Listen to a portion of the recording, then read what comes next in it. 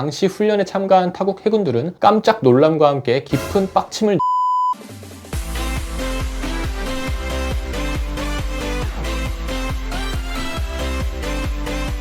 안녕하십니까. 예비역 해군대위 아싸참술입니다. 이번 영상은 각국 해군이 참가하는 세계 최대의 해군훈련 림팩에 대해 알아보도록 하겠습니다. TV 매스컴이나 해군 영화의 배경으로도 자주 나오는 장면이죠. 먼저 림팩이란 림 오브 더 퍼시픽 엑서사이즈의 약어로 뜻은 환태평양 훈련입니다. 미국 해군 주관으로 개최하며 최초의 림팩 훈련은 1971년에 열렸고 미국, 영국, 캐나다, 호주, 뉴질랜드가 참가했습니다. 2년에 한 번씩 열리는 해군 연합훈련인데요. 참가 국가는 정기 참여 국가가 있고 몇몇 국가들은 옵저버 자격으로 초청받기도 합니다. 정기 참여 국가는 우리 대한민국을 포함하여 영국, 일본, 프랑스, 네덜란드, 싱가포르, 태국, 칠레, 콜롬비아, 인도네시아, 말레이시아 등이 있으며 옵저버 국가는 해마다 다릅니다. 이처럼 참가국은 개최 때마다 조금씩 다르지만 한 번 훈련할 때마다 태평양 훈련 구역 일대가 전 세계 군함으로 꽉 채워지는 실제 전쟁 상황을 연상하게 할 정도로 장관이 펼쳐지는 대규모 훈련입니다. 그만큼 각 참가국별 예산도 많이 소모되고 준비해야 할 것이 많은데 왜 그 머나먼 태평양 한가운데까지 가서 훈련을 참가할까요? 림팩 훈련에서 참가국들이 얻어갈 수 있는 가장 큰 이점은 다국적 해상 연합 전력들과 함께 기동부터 대잠, 대함, 대공훈련 등을 통해 작전 수행 능력을 한층 더 끌어올릴 수 있는 소중한 경험을 할 수 있다는 것과 실제 군함을 띄워두고 미사일, 어뢰, 함포 등으로 이 실사격 훈련을 할 수 있다는 장점이 있습니다. 그동안 갈고 닦은 전투 실력과 무기들을 실제로 사용해보며 평가해볼 수 있다는 것이죠. 실제 미사일 목표물로 무인기를 띄우거나 퇴역 함정들을 계속 제공해가면서 미사일이 표적이 어디에 명중했는지, 명중하지 못했다면 어디에 떨어졌는지, 발사부터 명중까지 미사일 위치를 실시간으로 추적하는 이러한 훈련들은 한 국가에서 단독으로만 진행하기에는 그 비용이 너무 부담되기 때문이죠. 쉽게 말해서 물건 살 때도 여러 명이 공동 구매하면 비용 절감을 할 수 있듯이 바다에 배를 띄워두고 여러 나라가 돌아가면서 빵빵 쏘면 비용도 절감하고 자국보다 더 강한 나라의 해군 운용 노하우도 간접적으로 보고 배울 수 있다는 겁니다. 우리 대한민국 해군은 정기적으로 림팩 훈련에 참가하여 그동안 수많은 활약을 해왔는데요. 먼저 수상함 전력으로 초기 시절에는 포항급 초계함과 울산급 호위함을 끌고 나갔고 이후 2010년 림팩 훈련에서는 세종대왕함이 127mm 함포를 5발 쏴서 5발의 총 오차범위 합계가 75m 이내로 나와서 모두 명중 판정을 받으며 탑건함의 칭호를 얻기도 했습니다. 참고로 당시 다른 함정들은 모두 오차범위 합계가 100m를 넘었다고 하죠. 물론 미사일 명중 실력으로 인정받았다면 더욱 더 좋았을 것 같긴 합니다. 수상함 외에 잠수함 참가 전력으로는 훨씬 더 눈부신 활약을 하여 우리나라 209급 잠수함 운용 능력의 위상을 전 세계에 알렸는데요. 먼저 이종무함이 1998년도 림팩에 참가하여 함정 총 13척, 고합 15만 톤을 가상 격침하고 단 한 번의 고장도 없이 최우수 정비함에 선정되었으며 그리고 그 다음해인 1999년에는 림팩 훈련은 아니지만 2000함이 서태평양 훈련에 참가하여 미국 퇴역 순양함인 오클라호마 시티호를 어뢰 단 한 발로 격침하는 전설적인 기록을 세우는 등 대한민국 해군의 잠수함 운용 능력을 전 세계에 알리게 되죠. 각국의 해군이 머나먼 태평양까지 모여서 이 퇴역 함정을 표적으로 실사격 훈련을 하는데 보통은 미사일이 이 한가운데 완벽하게 명중하지 않는 한 이렇게 큰 순양함이 한 방에 가라앉기는 쉽지 않습니다. 따라서 이 적당히 매너 있게 미사일을 맞춰서 침몰을 안 시켜야 다음 실사격 순서를 기다리는 나라도 순서대로 사격해보며 훈련을 해야 되는데 이때까지만 해도 솔직히 듣보잡에 속하는 한국의 소형 잠수함이 어뢰 단 한 발로 미국 순양함을 격침시켜버렸으니 당시 훈련에 참가한 타국 해군들은 깜짝 놀람과 함께 깊은 빡침을 느꼈을 수도 있습니다.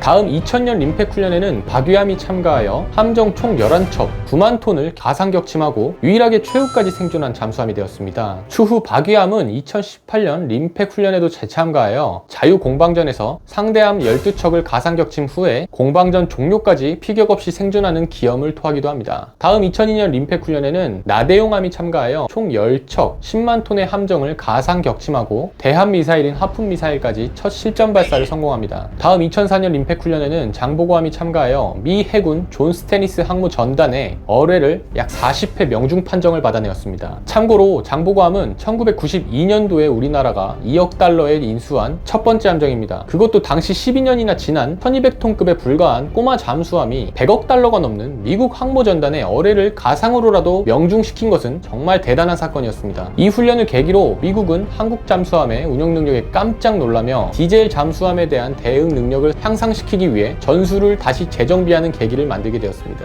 우리나라 또한 동맹국의 체면 손상과 주변국의 긴장감을 조성할 것을 우려하여 당시에는 장보고함은 상대함 30여 척을 가상 침몰시키는 성과를 거두었다 라는 발표 정도로 마치고 충무공 이순신함이 SM-2 미사일로 무인기를 요격한 것만 집중적으로 보도했다고 하죠. 이후 장보고함은 퍼펙트 장보고라는 별명까지 생겼습니다. 물론 여기서 우리나라도 과다한 군뽕에 심취하여 자만하면 안 된다고 생각합니다. 사실 실사격을 제외한 자유공방전 훈련 중에 잠수함이 어뢰를 발사하는 방식은 잠만경을 올려서 대상함정을 유효 사거리 내에서 사진을 찍거나 상대팀 전력의 신호를 먼저 포착하는 군이 어뢰나 미사일을 맞춘 것으로 인정하는 방식이라고 알려져 있는데, 이는 실제 전투와는 차이가 약간 있다고 생각됩니다. 일단 우리나라 209급 클래스 장보고 잠수함의 경우 한 척당 탑재할 수 있는 어뢰는 14발이 최대입니다. 물론 하루 훈련을 마칠 때마다 다시 어뢰 탑재량을 리셋한 것으로 재개하지만 미 항모전단에 어뢰 40발을 명중 판정을 받은 것은 실전에서는 제한될 수 있다는 것이죠. 그리고 사실 잠수함이 배터리로 소음 없이 자망해서 도망가면 항모 주변에 어떤 전력에도 노출되기가 거의 불가능하여 최후에 생존하는 잠수함이 된다고 하지만, 잠수함이 실제 어뢰를 발사하여 상대함을 명중시키는 순간 대상함정은 피격될지 몰라도 어뢰를 쏜 잠수함도 그 자리에서 자신의 위치가 노출되고, 일반 수상함의 속력에 비해 잠수함의 속력은 현저히 느리기 때문에 해당 구역에 다른 적함정들이 호위하고 있으면 살아남기가 힘들기 때문이죠. 대한민국 민족놀이 스타크래프트를 예시로 들어보면 잠수함을 다크템플러로 비유한다고 합시다. 적 본진에 침투해서 상대 유닛을 공격했을 때 공격받은 대상 유닛은 죽겠지만 주위에 있던 유닛들은 바로 이 울렁거리는 클라킹 지점에 디텍팅을 하고 바로 다크템플러를 찾아서 죽일 수 있기 때문이라고 생각하시면 이해가 편하겠네요. 그래도 어찌됐든 핵잠수함도 아닌 디젤 잠수함을 먼 태평양까지 끌고 가는 것도 힘든데, 훈련 때마다 이런 최고의 성적을 거두는 우리나라 잠수함을 보았을 때 대한민국 해군 잠수함 승조원들의 디젤 잠수함 운용 능력만큼은 세계 탑급이라고 자부해도 된다고 생각합니다. 전투는 장비도 물론 중요하지만 그 장비를 운영하는 승조원들의 역량이 전투에 정말 많은 영향을 끼친다고 생각합니다. 그리고 올해로 27번째를 맞은 2020년 림팩 훈련에서는 세계 10개국이 참가한 가운데 우리나라는 이지스함인 서해 유성용함, 구축함인 충무공 이순신함, 그리고 해상작전 헬기 링스 2대와 570여 명의 장병이 참가했으며 미국, 캐나다, 호주 등 7개 국가의 9척 연합 전력을 지휘하는 컴바인 태스크포스, 즉 연합기동부대 사령관 임무를 최초로 맡게 되었습니다. 림팩 같은 다국적 훈련에서는 연합군을 편성하고 사령관 임무는 보통 미국 해군, 부사령관 임무는 영국과 일본이 함께 맡는 게 일반적이었는데, 이런 막중한 임무를 한국 해군이 처음으로 맡아보는 귀중한 경험도 하게 되었죠. 이를 통해 우리나라는 해양 차단 작전, 해상 공방전, 대잠전, 수상전 작전 등을 성공적으로 지휘하며 우리 해군의 연합작전 수행 능력을 한층 더 발전시키는 계기가 되었습니다. 최근 발표된 국방개혁 2.0에서 5년 뒤인 2025년에 우리나라 이지스함, 구축함들이 소속되어 있는 7기동전단이 기동함대로 확대 개편된다고 하는데 벌써부터 기대가 됩니다. 이와 같이 우리 대한민국 해군은 우방국들과의 지속적인 연합훈련을 통해 끊임없이 발전하고 더욱 강력해지고 있습니다. 갈수록 장비도 향상되고 운용 능력도 향상되는 만큼 장병분들의 그에 상응하는 대우와 제복이 존중받는 문화로 점점 개선되었으면 하는 바람입니다. 끝으로 지금 이 순간에도 국방을 위해 힘쓰시는 모든 국군 장병 여러분들께 존경하고 감사합니다.